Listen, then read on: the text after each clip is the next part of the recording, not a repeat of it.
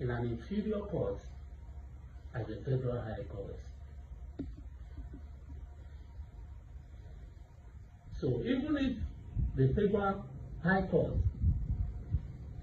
convicts Nnamdi Kanu tomorrow, he will still go to the same Court of Appeal. Or even if the case didn't go in the way of the federal government, the federal government will still go to the Court of Appeal. So does it mean now that if the Court of Appeal holds in favor of Nnamdi Kanu, then you release him? Or if the Court of Appeal holds against the federal government will keep him or release him? Even if the federal government didn't like the decision of the Court of Appeal, they would have released Nnamdi Kanu first to obey their own court and look for another way to rearrest him. Even if the Supreme Court of Nigeria convicts Nnamdi Kanu tomorrow, it won't hold any water, because the federal government was supposed to obey the decision of the Court of Appeal first.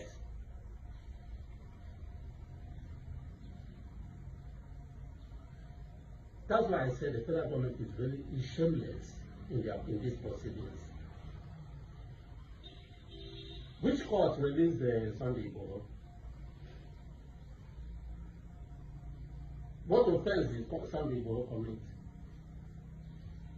What's the difference between Nnamdi Kanu and Sunday Igboho? Because Sunday Igboho is a Yoruba man, and then Nnamdi Kanu is an Igbo man. That's the only difference.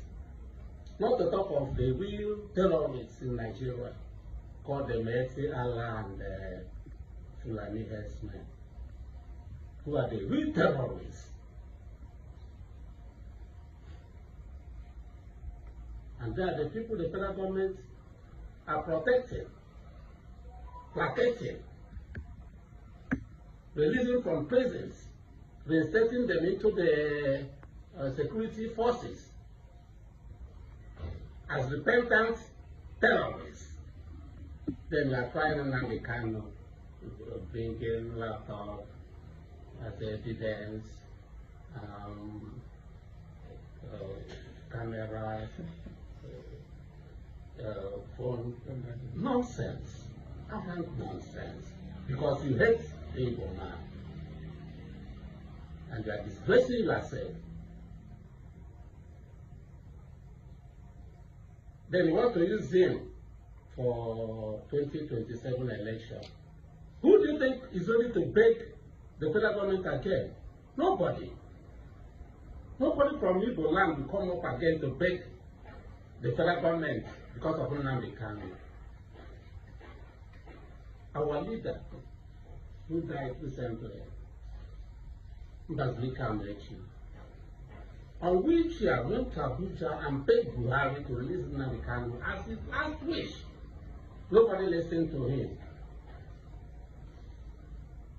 Recently, the President General of Ohanaeze Ndigbo, Mameli Wanyawu, Chicken Mameli Wanyawu, begged so many times that Nnamdi Kanu should be released in accordance with the orders of the Court of Appeal.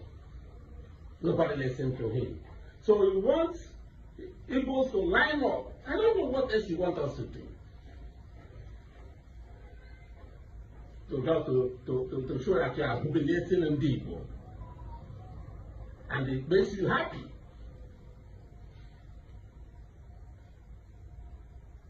So we must run under the carpet in Nigeria for you to be happy.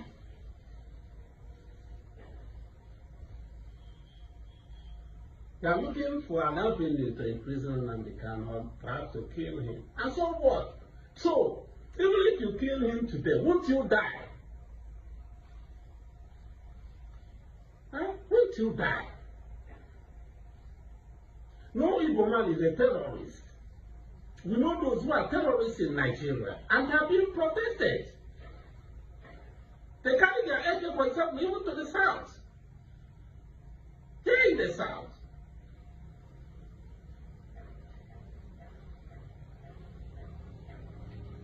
On Aburi we stand. On the Court of Appeal we stand. That's the position of the Igbo. Every Igbo man feels that you are playing the late tactics on the issue of Nnamdi Kanu. We want to see him back.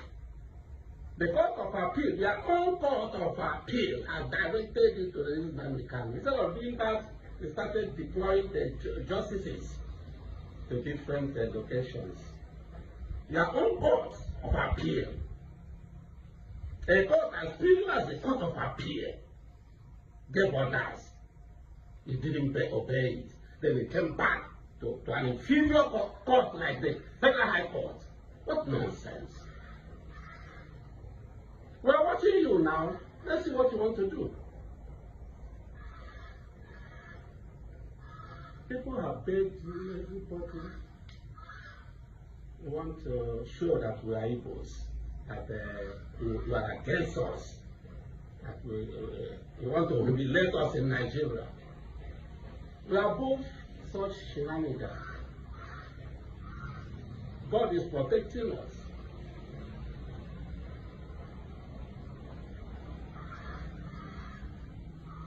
It's very amusing because I've kept this young man for the past 5 years now. We are not satisfied.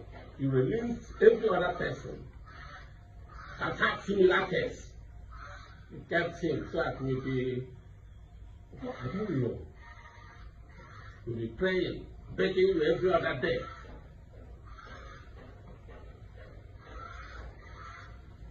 I have even read about an Igbo man yesterday that was one young man. He went to his friends back there. I watched the clip. I never saw any naira here. Because he's an Igbo man. That's all. But the children of Koya of Lagos,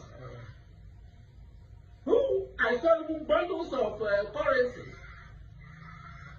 You never tried them to court, never even did anything about it.